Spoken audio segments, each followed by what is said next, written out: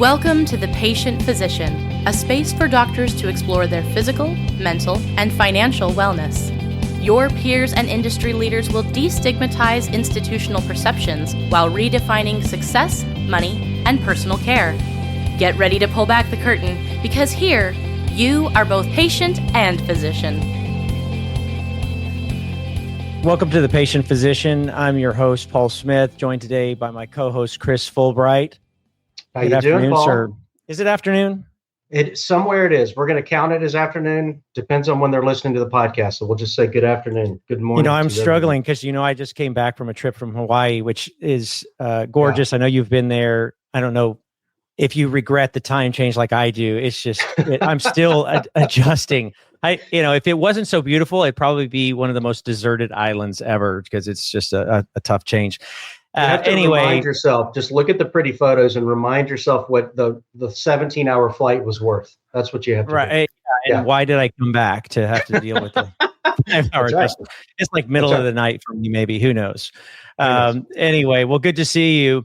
Today, we're talking to Tony Kruse with First Horizon Bank, and we're going to dive into home buying and all the questions people ask when they come out. And I would say, Chris, it's probably one of the first things that as residents are finishing up their training, they get their new job, they're going out into practice. This is like once they get their bearings about them, and sometimes even before they even get settled, they're shopping for homes, right?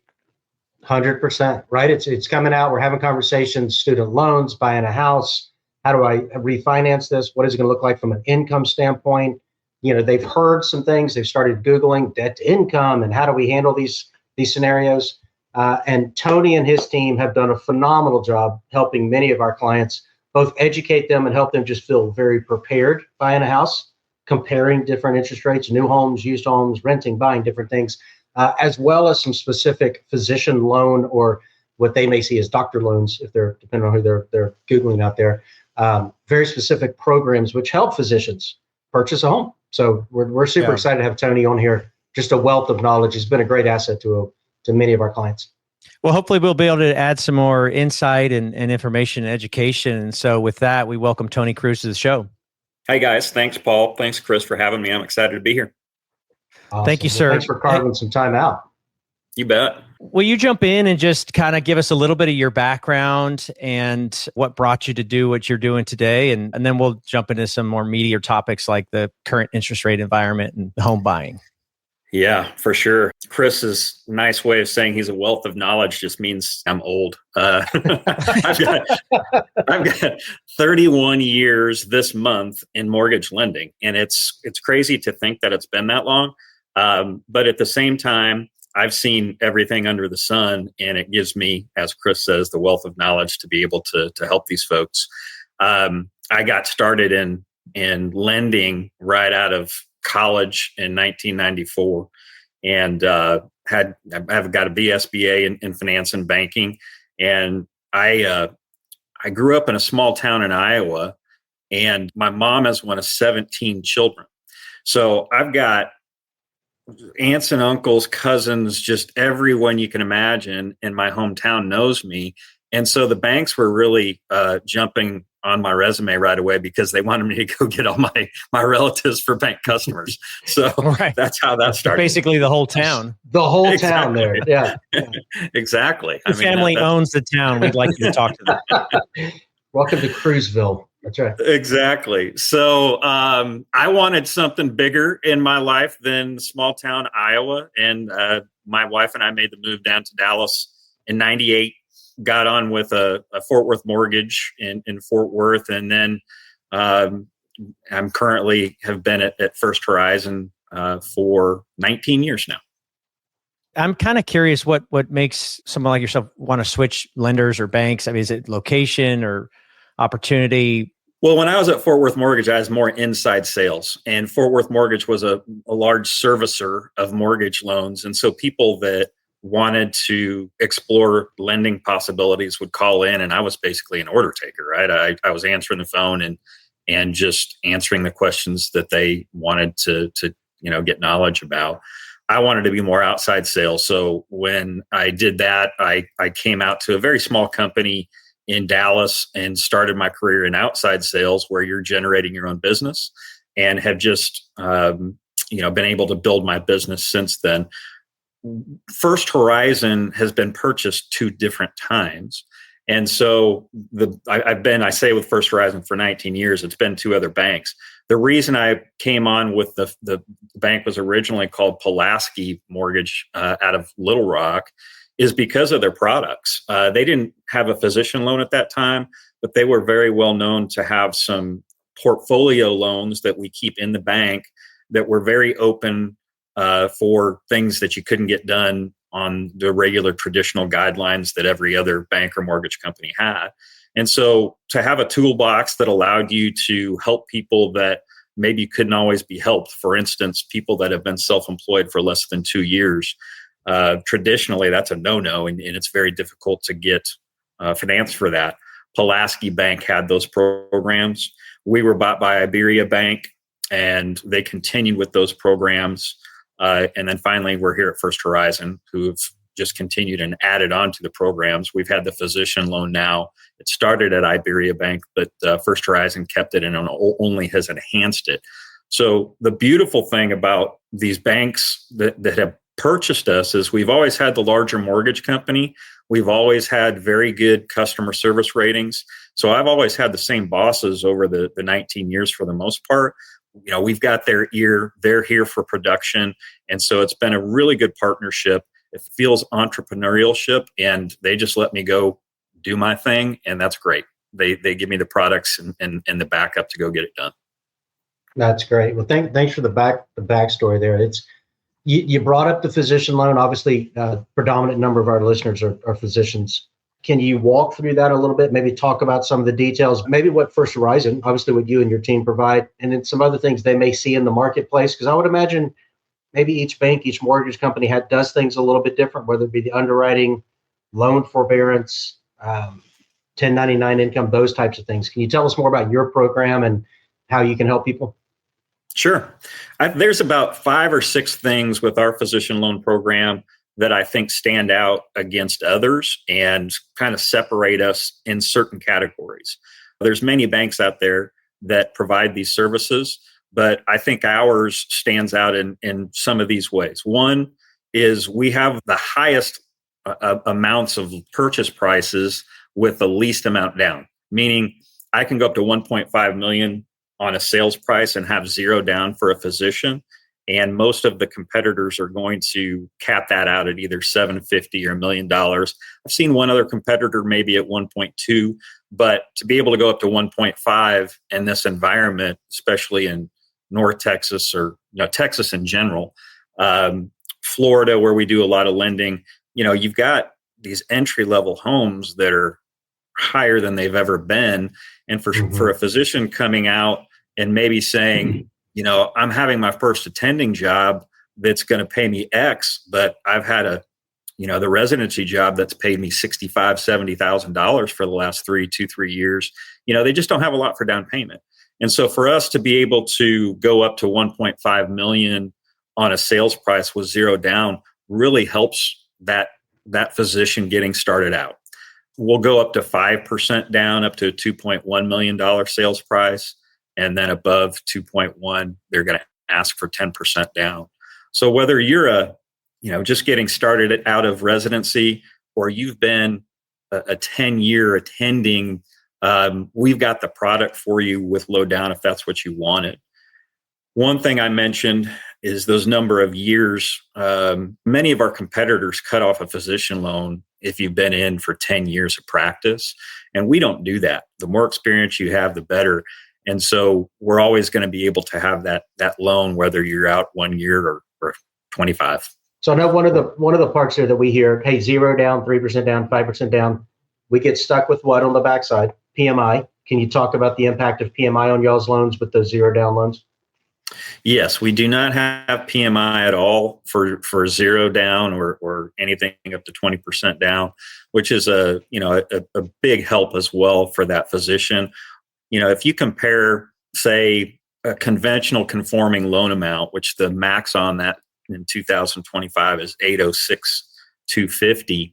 If you had 5% down on that loan type, you could have a couple of $100 a month easily for PMI.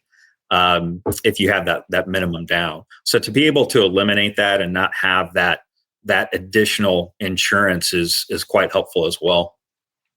Yeah. I was thinking through some of the things you helped us with last year, and I don't know if this was a new rule or regulation, but you helped me and helped a client on this. Is they had signed a contract, were moving to another state, but they hadn't started their job yet. And I was thinking that it was a 90-day window that you could help them with mortgages. But I think, if I remember correctly, you actually could go back, or they could extend that as 6 months prior to their contract or something. Didn't you have a longer window That's where right. They could actually do that? Can you?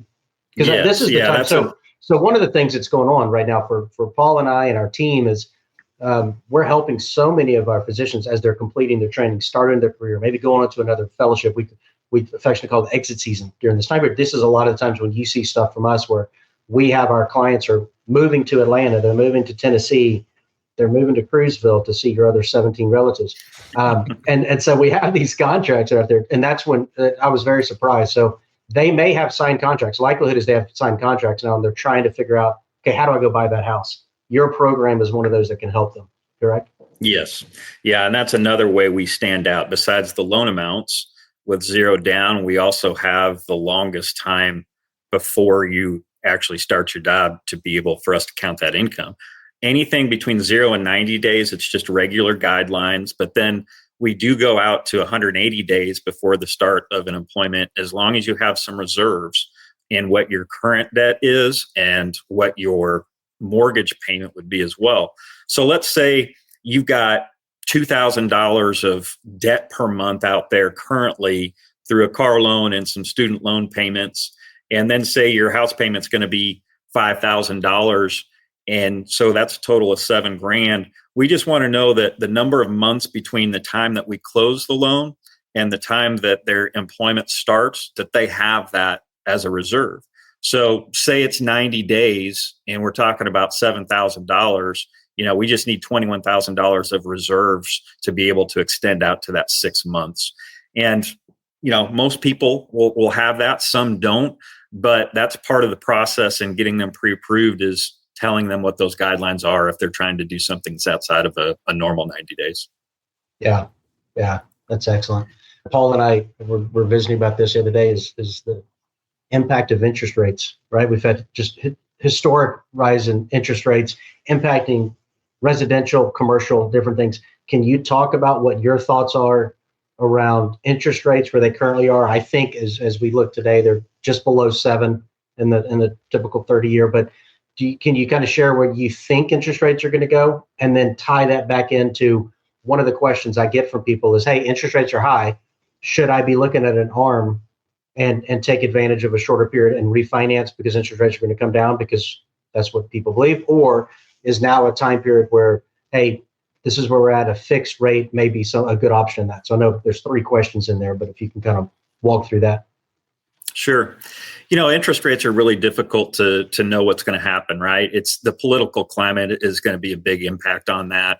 And that just remains to be seen what's going to happen. I was actually on a conference call this morning on a regional call, and they put out some statistics for what Fannie Mae expects rates to be over the next 2 to 3 years. And it's really not much of a decline. If you could get a conventional conforming loan right now for, say, 6.625, they think it's only going to be 0.25% lower over the next 2 years. But again, there's a lot of impact, that the political impact on that. So you just don't know. I think that the current administration really wants to have lower rates, and I don't know how they're going to achieve that exactly, but that could happen. So you talk about the difference between adjustable rates and fixed rates. The physician program that we have allows adjustable rate mortgages with either a 5 or a 7 or a 10-year fixed rate, and then can adjust every 6 months after. That's an industry standard now, that they adjust every 6 months instead of a year. And then, of course, we've got our 15, 20, and 30-year fixed rates as well. So if you look at the last, let's just call it the 31 years that I've been in this industry, besides 2 100-year events, that being COVID and the Great Recession, there's been 6 to 7 more times that are just natural ebbs and flows of industry and markets that have allowed you to refinance. And so if you look at that, you say, okay, is it reasonable to think that if I got into a 7-year ARM, I'm going to have an opportunity to refinance within that 7 years to a fixed rate if you're more conservative? And I would say yes. My history says that's going to happen.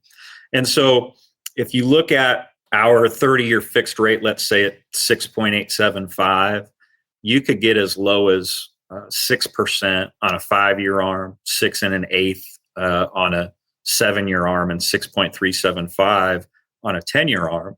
And so most of my physicians right now are doing adjustable rate mortgages for either that reason. They feel that there's a reasonable chance that they can get a fixed rate if they want to over the next 5, 7, or 10 years, or they don't know what this first job is going to hold. They may be looking to move. And so they think, if I'm not going to be in this house in 7 years, let's go ahead and get that lower rate. Because if you're looking at sales price today versus 20 years ago, that adjustable rate difference of 7/8 of a point is real money when you're buying $1 million or $1.5 million house, as compared to maybe 20 years ago when it was $350,000. So yeah, I just had somebody doing that. I can't imagine why they ended up going with the fixed. And I think there's always concern around, well, rates will be higher when it comes to adjust, and that would be the natural concern. But that's also assuming that you're going to stay there. I think there's a lot that comes into play that people just assume that I'm going to be in the same job, I'm going to be in the same home. What are you seeing? I think the average turn on a home, meaning somebody's going to move, whether it's jobs or just move because they want to upgrade or get out of that house. I thought it used to be like 7 or 8 years. What do you know what the average is that somebody moves just to get out of that house and into a new one? Yeah, before COVID, it was at an all-time low. It was about a little under 6 years. And this is the interesting thing, what that average is going to do since 2020, because people are hamstrung with these, 3% rates that they have. And, they're not going to be that low again until there's another 100-year event. And hopefully that's not anytime soon. I think that you should be happy if you could get a fixed rate in the high 5s over the next 3 to 4 to 5 years. And I think that's what's realistic. You never know what's going to happen, but in my mind, I think it's a great tool to use as an adjustable rate. And to me, it's all about education. If you're a conservative person that just doesn't want to have that adjustment, option down the road, I get that. But if you're somebody that is upwardly mobile, like most physicians are, that may be in a different house after 7 years because, they've gone to just regular progression through your career, I just think it's a great tool to use for that adjustable rate. And this might be a skosh high, but I bet 70% of the customers that we're closing are using that adjustable rate right now. So we'll just have to see what happens with the national average with how long people are in homes with these rates having been so low. It's going to go up slightly, but still a lot can happen in one's life in 7, even 5 years. I mean, I tell my customers I should have taken my own advice. I've got 3 children. Every time we had a child, we moved houses, and that was every 3 years. And so I should have been doing adjustable rate mortgages every time I bought a house. Yeah, it makes a lot of sense. I think it's just the unknowns that make people uncomfortable, but locking into something that's higher and known somehow is easy for some people to rationalize. Yeah. And, I think for a physician, it's probably a little easier to think about that adjustable rate than maybe somebody that is in a different job type that's going to be more fixed income. I just think earning potential has a lot to do with that as well. Hey, Tony, are the loans specific around this? Is it only primary residences? Can they use it for second homes? Can they use it for other scenarios? And then are they limited on HELOCs or home equity lines of credit if they go through one of your programs? Yeah, that's a great question. It is for primary residence only. We'll do single family residences, condominiums. We'll do a half of a duplex if, say, it's an attached, but we will not do a 2-unit home. So we're very specific in that, since we're giving what we feel is a great product with low down and good rates, that, we just don't have the unlimited resources like a a Bank of the World to be able to say, hey, you can do this for a second home or an investment property. So it is going to be limited to your primary residence. Another, I can get the states if we need to that we're in. But we're limited to lending the physician loan in places where we have branches, and we are also limited to helping people that are within 100 miles of a branch. So, unfortunately, I don't have any branches out in, let's say, West Texas, and so we have to pass on some of those things. But that's something that we talk to people about when we pre-qualify them, as well as where they're going to be, to make sure that we can offer that product. Is that going to be pretty standard? I know that the regulations around your specific loans, but will people that are going to be in West Texas, as you gave, is that going to be something they would find pretty standard with a bank that's out there? I think the larger banks that offer these do not have those restrictions. And let me tell you, the reason that we have our restrictions is a couple of years ago, when there's a regional bank crisis, there's 2 or 3 of them that failed.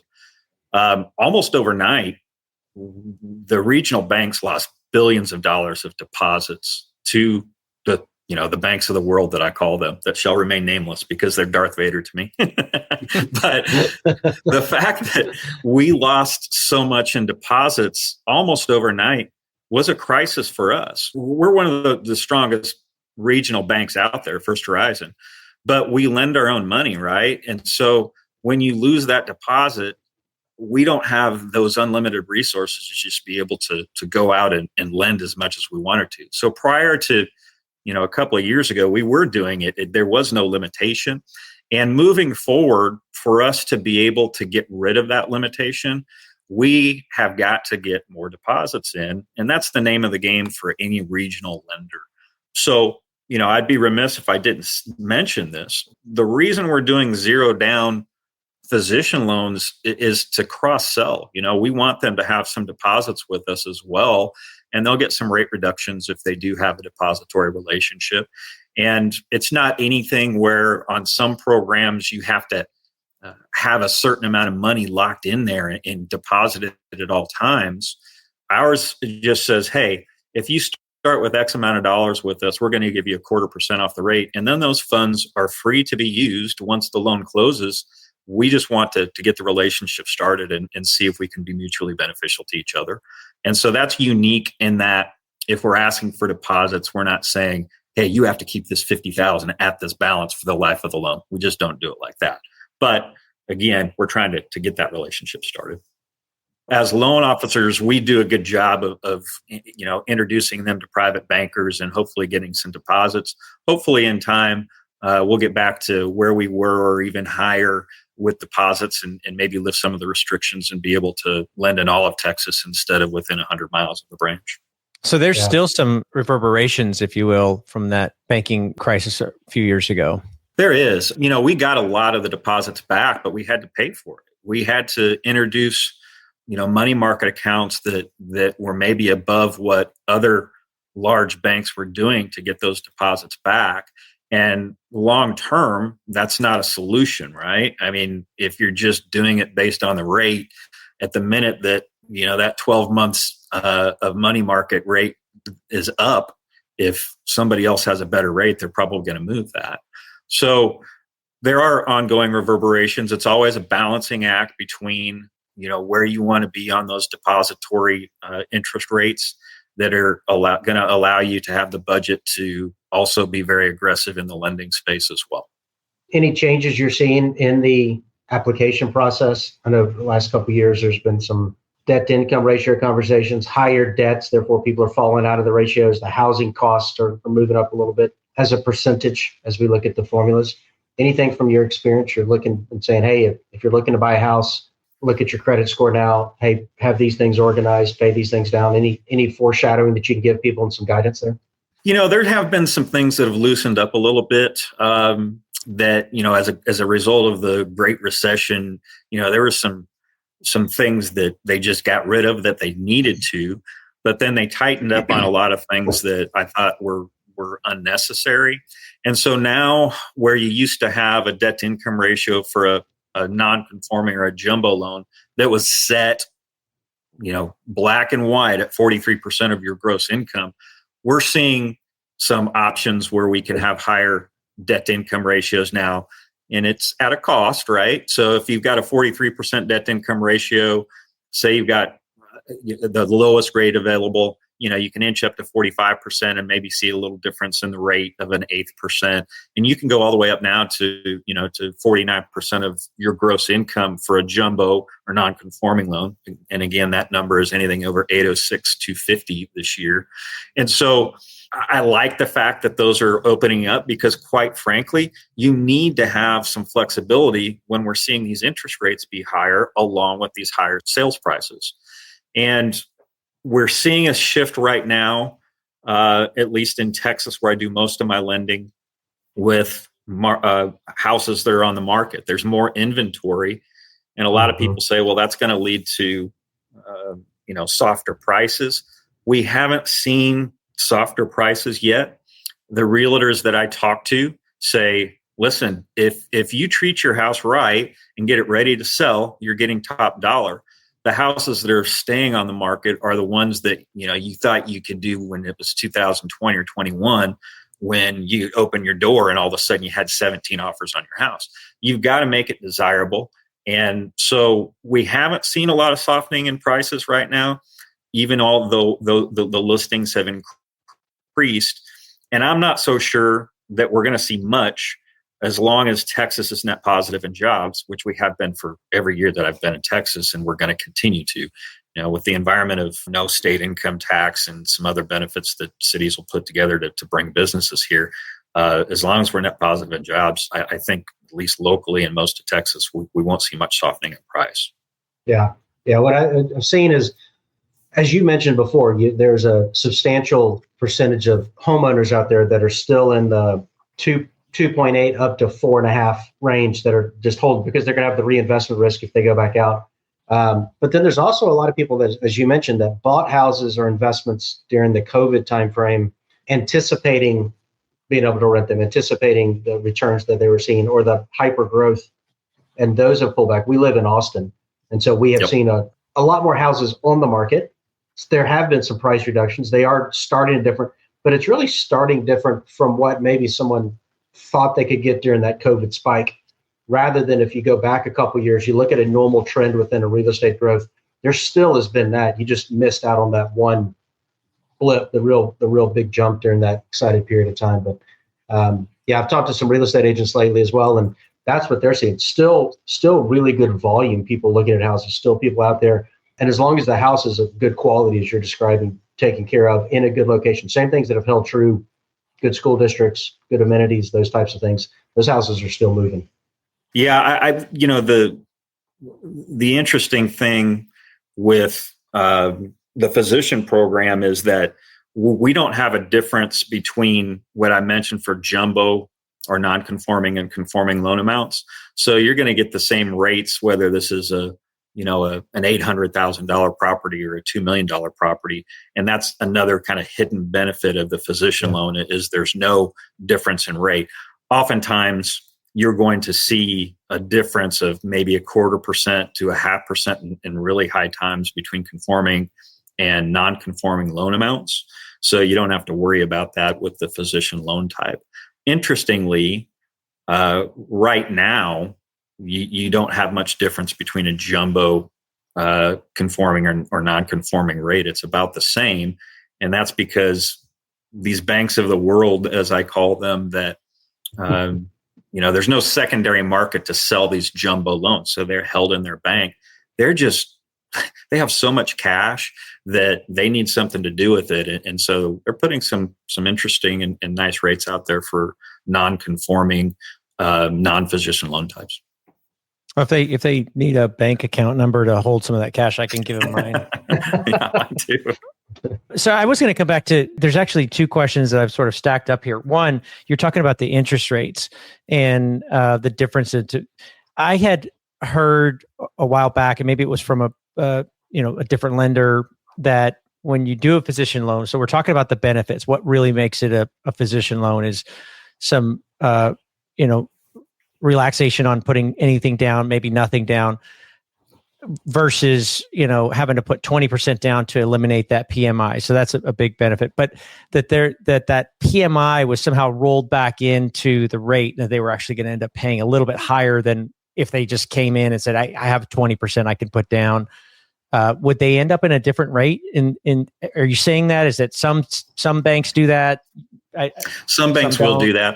Yeah, it just depends on how aggressive their program is. We found that you can't have a premium on price, i.e. interest rate, without having PMI. It's just not going to work. To be at the top of the heap, so to speak, of lenders that are offering physician loans, you can't put that price adjustment in there. So really, and this is going to vary, but depending on the day, we're usually at or sometimes below what a non-physician loan would be for the rate, which is outstanding. And I couldn't believe we were doing, 2.75 on a 30-year fix back in 2021 on these things. It's just, there's no margin there. It was crazy. And while interest rates have just gradually increased because of the markets, the margins in these things are still tight. We're looking at, is it more of a loss leader, if you will, to get some cross banking in there and develop a relationship. Mm-hmm. The other thing I was going to ask around the debt to income ratio, we spoke with a student loan expert recently and had him on, and just the whole debacle going on with that. I was just curious if that's messing with your debt to income calculation and ratios when you're trying to qualify somebody. Maybe they're not really having a handle on what their student loan payments would be or should. How do you navigate that? That's a great question because, well, we are, but I think we've been pretty nimble in changing some guidelines to get around it. But you're right. I mean, it's a travesty that people are calling in to figure out what their student loans are going to be, when they're going to come due, what their payments may be, and they can't even get anybody to answer the phone. It's just absolutely ridiculous. So, we've had to deal with some things on our side to say, what can we do to help these folks? And the good thing is, they've got online calculators that are very detailed with what your payment would be if you go to an income-based repayment plan. And so if the credit reports show 0 as a payment, I've got to count something unless they can provide documentation showing otherwise. And if they're not able to get a hold of the student loan servicer, what we do is have them go to the online calculator, put in specifics of what their new income will be with their job outside of residency, or if they're a resident, they can actually use that, and use the income-based repayment plan deal, number dependence, what state they live in, and whatever that is for the income-based repayment plan, we're able to use that and put that into the file. So it's been nice to be able to not have to, have them be on the phone or trying to get a hold of somebody. They just go online and do that. The thing that's interesting about student loans is most guidelines will say they have to show that the student loan is deferred for 12 months from the date that they close the loan. It's almost impossible to do that with regular guidelines, because say that they were going to close in June and they were just renewed or something in February. Well, you're not going to be able to get that in that document showing they're deferred for another 12 months. And so it's difficult if someone has 0 for a student loan and that's what they're expecting. We can't do that. We've got to go in and use that income-based repayment plan, just because of how the system's set up and how they renew those deferments every year. So I got to imagine that there's some do's and don'ts. And so for the listener who's looking down the road and trying to figure out what they need to do to prepare, what are some tips that you can give, like what we should do, what we shouldn't do to prepare to put yourself in the best situation? You obviously are trying to do it. Banking is trying to help them get into a home as easy as possible. But what other things can they be thinking about? Well, I just think talking to a lender up front, it's never too early. I just did a seminar over in Fort Worth for residents, and there's always a couple of residents that we have that try and buy homes where they're at, and I think that's great. But unless they have a spouse that's working, it's difficult to get residents approved with just one income if they're making that $60,000 to $70,000 a year. but it's never too early to explore that and see what's available, or once they're, going to get their attending job, what that entails. I've got another great thing that we do with our physician loan that others may not, is we're able to get, in most cases, somebody that's coming out as a 1099 right out of residency and still get them approved.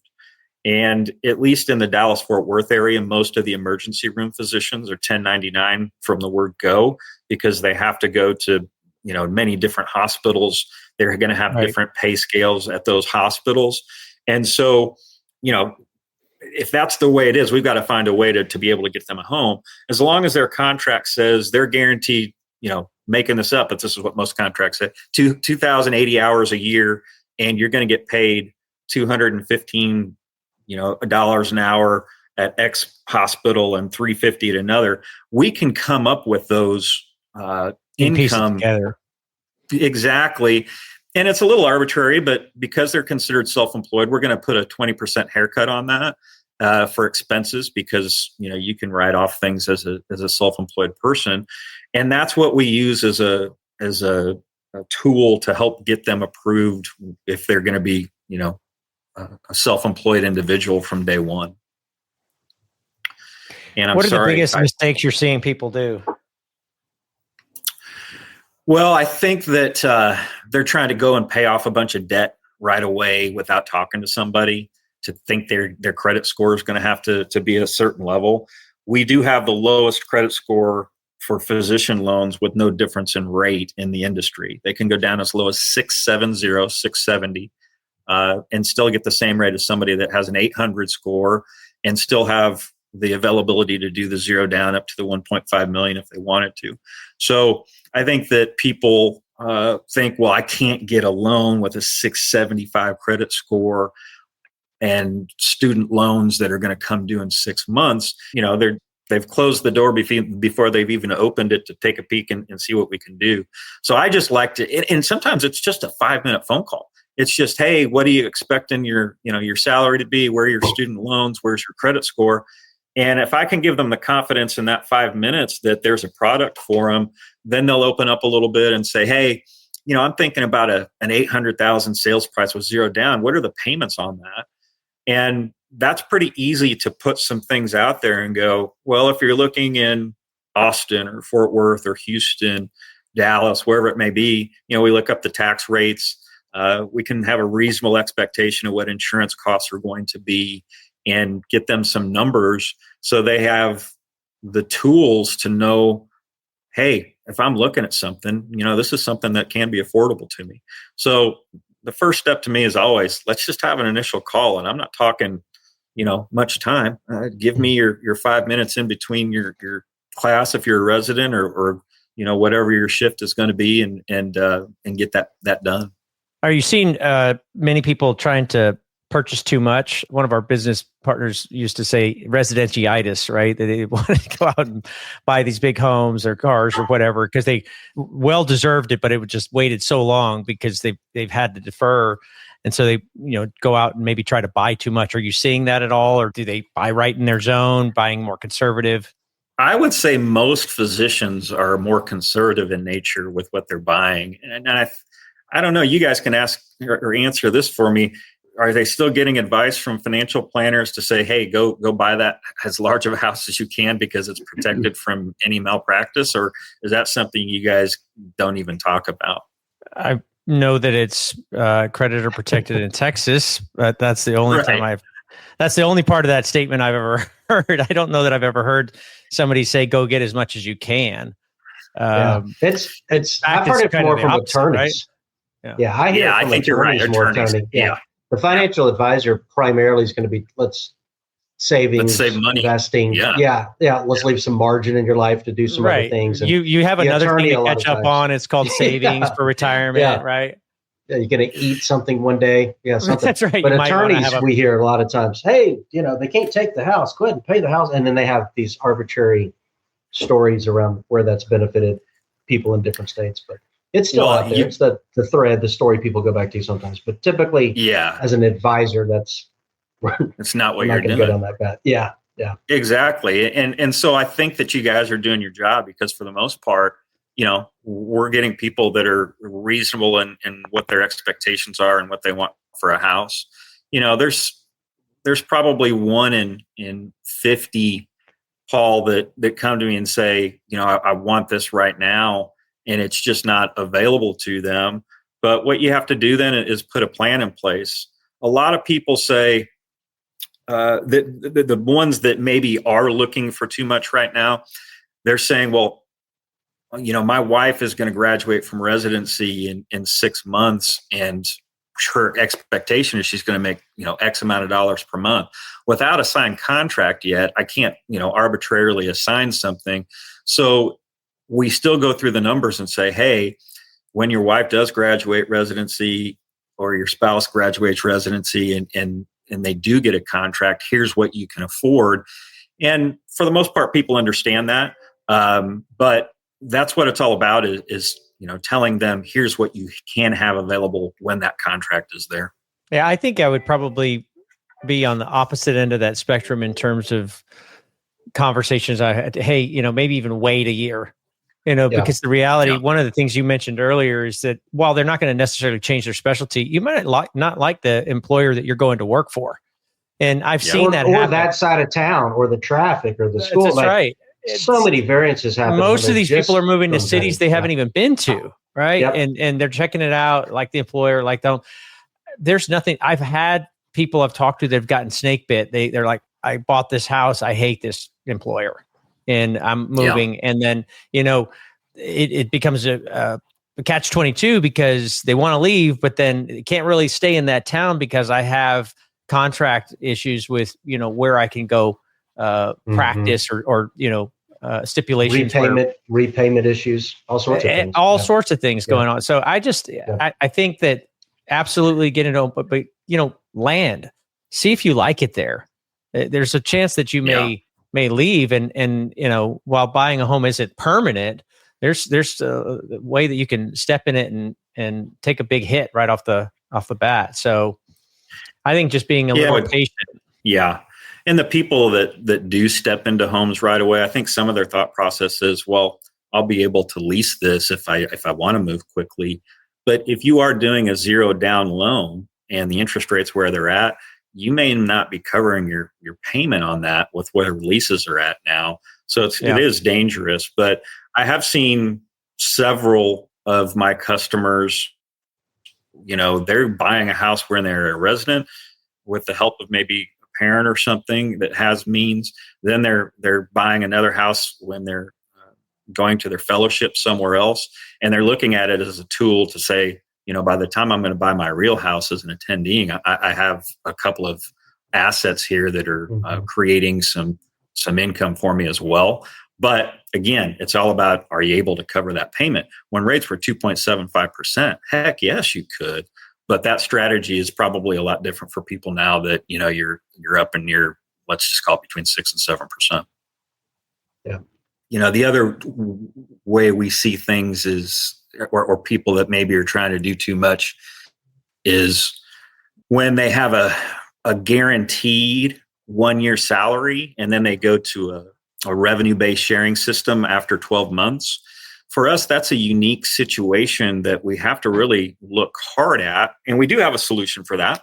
Say you're going to make $350,000 for your first 12 months. Well, a logical person is saying, I'm not going to go to the revenue-based system if I'm going to make less. It's only a stepping stone to make more because it's, for lack of a better term, eat what you kill.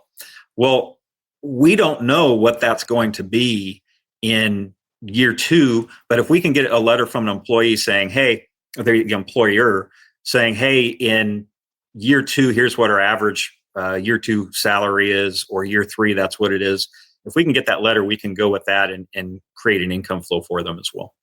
Well, it sounds like you're working to create good programs that are beneficial even in the high interest rate times. I like the advice around, looking at the ARM mortgages, right? That seems to make sense to me. I'm sure there's situations that maybe 100% of that doesn't make sense, but doing that, look at the physician loan. It sounds like it's never too early to start really kind of planning for it. Doesn't mean go shopping. I think that's the dangerous thing is you start looking at homes and falling in love with things, and then you just got to have it. It's always a slippery slope.